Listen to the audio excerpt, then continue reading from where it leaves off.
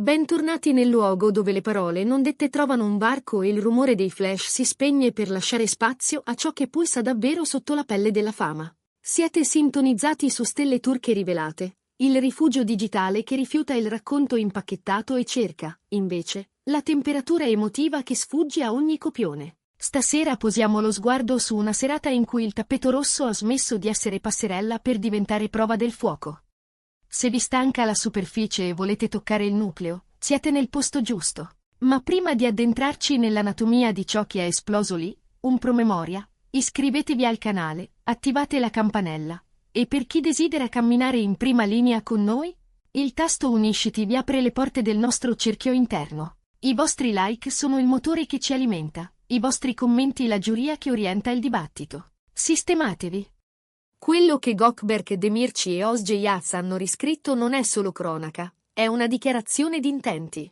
La cornice era una di quelle serate che scandiscono l'anno dello spettacolo. Abiti calibrati al millimetro, profumi costosi sospesi nell'aria, flash che graffiano la notte. Un evento creato per festeggiare, eppure, stavolta, la vibrazione nell'aria aveva una qualità elettrica che non c'entrava con le statuette. Da mesi un'ombra si allungava nei corridoi delle produzioni e dei set. Nomi sussurrati nei camerini e digitati in chat che spariscono dopo la lettura, Gökberk Demirci e Özge Yağız. La loro storia era il segreto peggio custodito dell'ambiente, percepita da tutti, ammessa da pochi, mai sancita. Hanno scelto il silenzio, una fortezza di dignità contro il consumo vorace. Ma lo sappiamo, il silenzio crea vuoto. E il vuoto pretende di essere riempito. Così, nel non detto, altri hanno iniziato a scrivere per loro, con penne non richieste e intenzioni spesso velenose. Ieri notte, quella sceneggiatura apocrifa è stata bruciata fino alla cenere. Non si sono presentati come due colleghi cortesi pronti a scansare l'ombra dell'intimità. Sono emersi dall'auto come un unico battito. Le dita intrecciate, non appena appoggiate, ma serrate con la forza di chi afferra un'ancora. I passi in sincrono, la postura di chi ha attraversato tempeste insieme. Hanno attraversato il caos dei flash senza scomporsi, sguardi puntati, menti ferme. Eppure, quella non era la solita apparizione. Era una posizione occupata con consapevolezza. Sospese sulle loro teste, come nubi cariche, fluttuavano parole recenti, taglienti, del passato di lei, le affermazioni dure pronunciate dall'ex fidanzato, Burak Berkay. La sua accusa, nuda e cruda, colpiva al centro. Questa relazione sarebbe un teatro, un calcolo a freddo, una mossa di immagine travestita da sentimento. Fermiamoci un istante a misurare il peso di quell'etichetta. Nel nostro settore, marchiare due persone come coppia da ufficio stampa è il taglio più freddo. È un modo per amputare l'umanità, trasformare le emozioni in un foglio Excel, i gesti in copy pubblicitario, gli sguardi in una direttiva impartita. È un veleno pensato per infettare la percezione prima ancora che loro potessero parlare. Quando la coppia ha imboccato il tappeto, la stampa si è stretta come mosche attirate da un possibile scoppio. La domanda era sospesa in ogni microfono. E quando è toccato a Özge, la metamorfosi è stata palpabile. Le cortesie di circostanza sono evaporate. Il sorriso da tappeto rosso si è trasformato in fermezza. In quell'attimo, non abbiamo più visto la star graziosa. Abbiamo visto una sovrana. Alla domanda inevitabile, questa storia è costruita per la fama? Non ha esitato. Ha ispirato una volta, come a piantare radici sotto i tacchi, poi ha guardato dritta nell'obiettivo come se guardasse attraverso il vetro, verso chi l'ha giudicata. Nessuno ha il diritto di ridurre ciò che viviamo, ha detto. Non ha alzato la voce, ma dentro quelle parole c'era lama e lucidità. Ha smontato l'idea tossica che la gioia di una donna debba essere certificata da una strategia.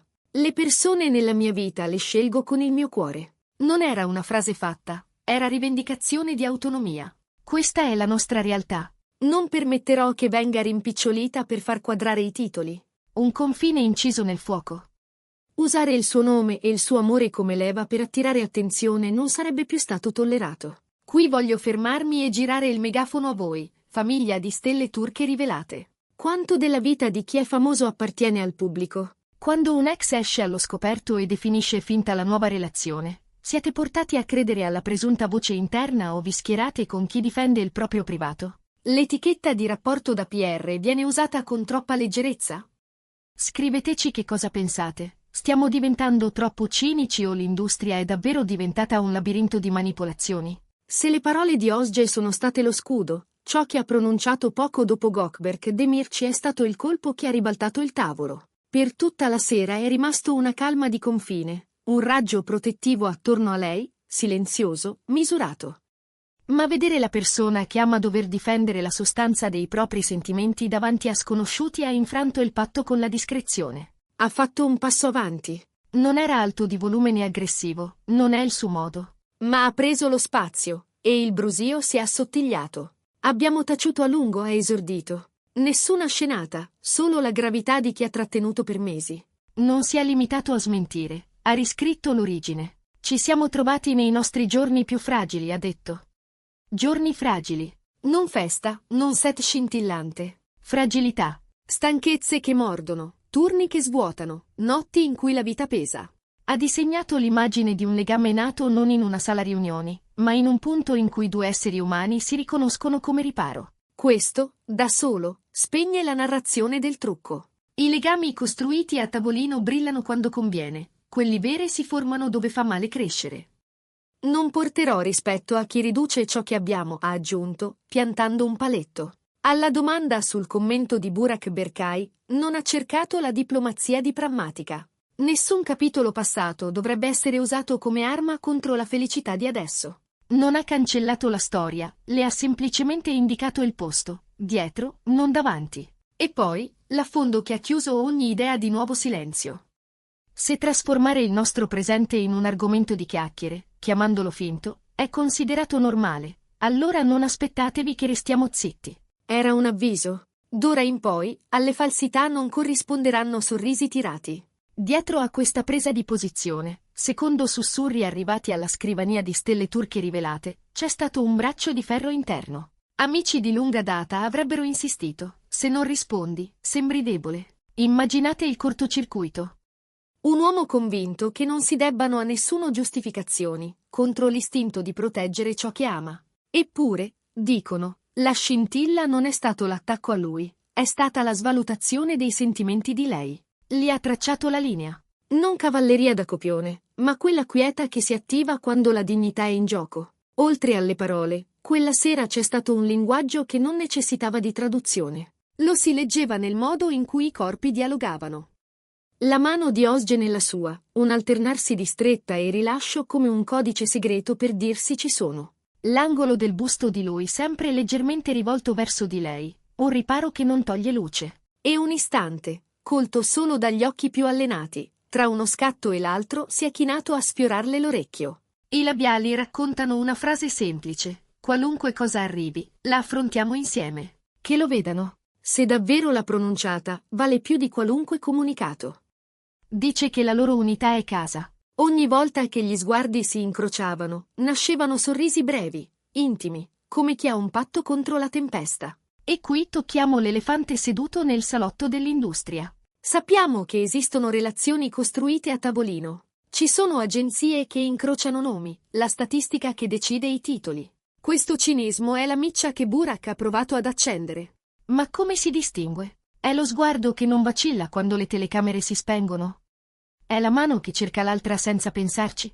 O è proprio questo? Due persone che accettano di mettere in gioco la propria immagine controllata pur di difendere la verità del vissuto? Ieri, Gökberk e Osge hanno fatto una dimostrazione potente che certe cose sono troppo vive per essere sceneggiate. Il gala si è spento, il tappeto è stato arrotolato, ma il riverbero della dichiarazione di Gökberk Demirci e Osge Yats sta ancora rimbombando nei corridoi del settore. Hanno fissato un nuovo parametro. Il silenzio è una scelta, non un obbligo, e la verità può essere un'arma legittima. Vedremo se l'altra parte replicherà. Per ora, sembra che la coppia abbia ripreso in mano la propria storia. C'è un'ultima scena, più quieta, che merita spazio. Quando i riflettori si sono spostati, un fotografo ha catturato un riflesso in una vetrata, loro due, lontani dai microfoni, lei che appoggia la fronte alla sua spalla, lui che annuisce lento come a dire andiamo avanti. In quell'immagine c'è tutta la distanza tra il clamore e l'essenziale. Perché un amore non si misura dal clamore che genera, ma dalla pace che restituisce a chi lo vive.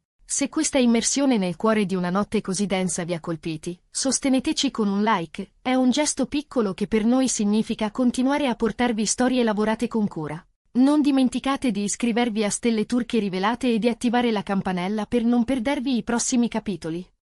E per chi vuole entrare davvero nella nostra stanza di montaggio, il tasto Unisciti è lì, pronto. Grazie per averci regalato il vostro tempo. Restate autentici, restate appassionati. Ci vediamo nel prossimo video.